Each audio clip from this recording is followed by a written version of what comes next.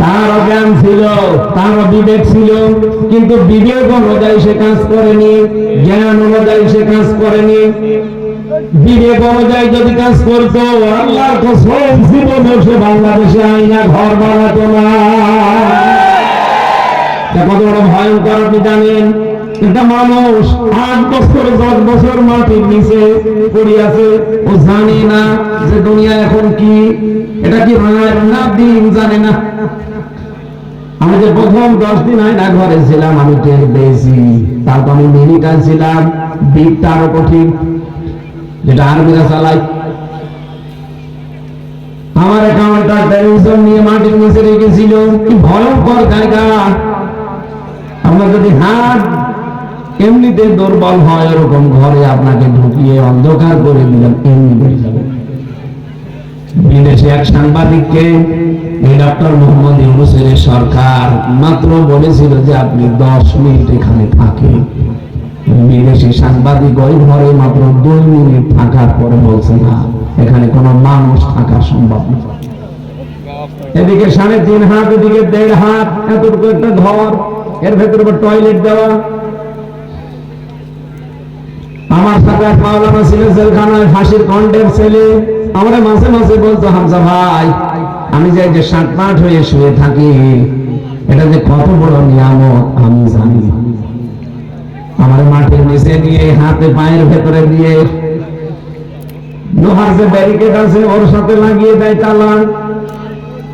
24 ঘন্টা এভাবে বসে আছি, মাত্র 1.5 মিনিট 2 মিনিট সময় দিত টয়লেট করার জন্য। একটা মানুষ 24 ঘন্টা এভাবে বসে থাকলে তার মাথা থাকবে, কি ব্যথা হয় আমি রিমান্ডে টের পেয়েছিলাম। আমরা যখন 11 ঘন্টা মাথায় দড়ি দিয়েছিল, ওই সময় বুঝেছিলাম যে কি কষ্ট। আমার আগে একজনকে নিয়ে গেল, দেখলাম ভালো মানুষ গেল, চট্টগ্রামে বাড়ি, ছাত্র দল করে, অস্ত্র মামলা দিয়ে তারে দিয়েছে জেলে।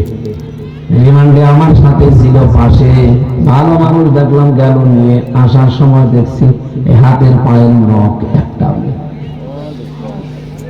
চামড়া, এই যে চামড়া তুলে ফেলেছে। আমি বলছি আপনি চিল্লাচ্ছেন, এখানকার আওয়াজ তো বাইরে যাবে না, কারণ এই ঘর তো মাটির নিচে। কি হয়েছে? হাত আর পা বের করে বলছে দেখেন নখ একটা নেই। আমার বলছে আপনি প্রস্তুতি নেন, আপনারও এখন ডাকবেন, কারণ এরপরে সিরিয়াল আপনি। আমার নিয়েও দিয়েছে, ওই চেয়ারে বসিয়েছিল, যে চেয়ারে বসলে 1 মিনিটে 120 বার ঘোরে, কিন্তু আমাকে ঘোরায়নি। আমার বলছে যে এই জিনিস দিয়ে আমরা নখ তুলি, এই মেশিন দিয়ে আমরা চামড়া তুলি। ওই ভাইয়ের দেখলাম এই নখগুলো তুলে নিয়েছে, 5টা মেশিন সেট করা আছে হাতের সাথে, প্লাস সিস্টেম। আমি হাতে করে নেড়েছিলাম, দেখলাম যে কিভাবে টাঙায়, দেখি এই হাতের সাথে এভাবে লাগিয়ে দেয়। একটা মেশিনের সাথে সুইচ সেট করা আছে, আসলে একবার টিপ দেবে, একবারে 5টা নখ খুলে চলে আসে। মানে এই নখ মানে এই যে উপরে এটা কি বলে কাটলো, এতটুকু ছিঁড়ে আসলে এর ভেতর দিয়ে ফিনকি দিয়ে রক্ত আসবে। এরপরে এর ভেতরে যে বাস্তা সেলাই করে যে সুচ, ওইটা ঢোকাবে। সুচের মাথা তো সোসলা হয়, ওটার মাথা আবার 2 দিক থেকে বের করা। ঢোকার সময় ভালোই ঢোকে, কিন্তু বের হওয়ার সময় বস্তু টেনে বের করে। এরপরে যখন ছেড়ে দিত না, এরপর আবার লবণ দেয়। এই কঠিন পরিস্থিতি ফেস করেছি, মাঝে মাঝে মনে হতো আল্লাহ, হাসিনা কি আসলে মানুষের বাচ্চা না জানোয়ারের বাচ্চা? এত কঠিন হয় কি করে? ও তো জানে যে অন্তত মাটির নিচে ঘরটা আছে, এই আয়না ঘর নামে যে ঘরগুলো বাংলাদেশে বানানো, কেউ না জানে, ও তো জানে। কি কথা বলছেন? ও জানে না, ওর বিবেক কাজ করে নাই, ক্ষমতার মধ্যে অন্ধ হয়ে পড়েছিল, দাদাকে খুশি করার জন্য পাগল হয়ে গিয়েছিল। আমার আল্লাহ তামাম দুনিয়ায় তারে ঘৃণিত করে দিয়েছে। 2 নম্বরে, তাহলে বিবেক অনুযায়ী, জ্ঞান অনুযায়ী যারা কাজ করবে না, তাদের প্রতি ঘৃণা তৈরি করে দেবে কে? আর 2 নম্বরে কি? কোরআনের সূরা ইউনূস 11 নম্বর পারা 19 নম্বর পৃষ্ঠা 5 নম্বর লাইনের 100 নম্বর আয়াতের শেষের দিকে পাবেন এইটা, ওয়া ইয়াজআলুর রিজসা আলাল্লাযীনা লা ইয়াকুলুন। আল্লাহ বলেন যারা বিবেক অনুযায়ী কাজ করে না এই মানুষগুলোর উপরে ভুল সিদ্ধান্ত আমি আল্লাহ চাপিয়ে দিই। তখন ওরা যা বলে যা করে তাই ভুল। আপনি দেখেন এই দেশের যারা তাদের বিবেক তাদের জ্ঞান অনুযায়ী কাজ না করে মানুষের দালালি করে, তাদের মুখ দিয়েও মাঝে মাঝে এমন কথা বের হয় এক কথায় ওর ক্যারিয়ার শেষ। কথা বোঝার চেষ্টা করে, খালি হান তাদের ঠিক বলবেন না।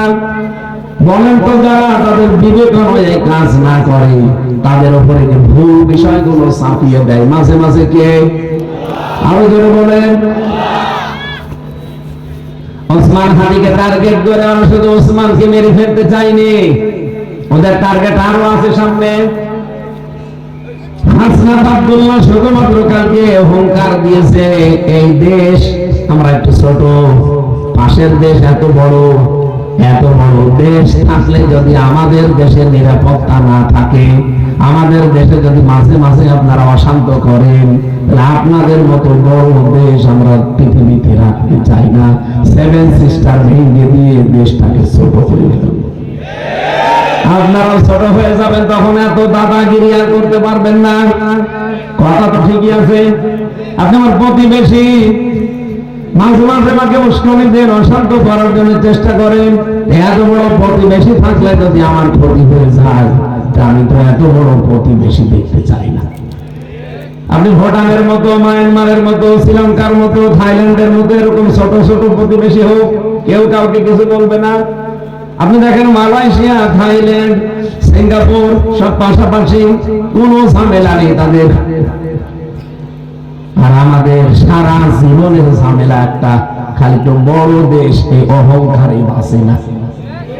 এবার আর অহংকার করতে দেব না। 7 সিস্টার যদি ভেঙে 7 টুকরা হয়ে যায়, তখন দাদার ধুতি খুলে যাবে। এমনি যে শুল্ক আমেরিকা চাপিয়েছে, দাদার ধুতি নেই, আমার মনে হয় দাদা শুধু আন্ডার করে থাকে।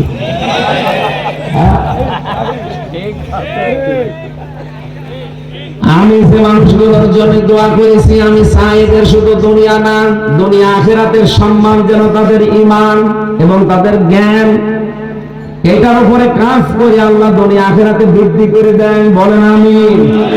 আমি আশা করছি কথা বোঝাতে পেরেছি এখান থেকে, যে দুনিয়ায় সম্মান পেতে হলে শুধু বড়, শুধু মাস্তানি করা, শুধু শক্তি দিয়ে হয় না, ঈমান আনা লাগে।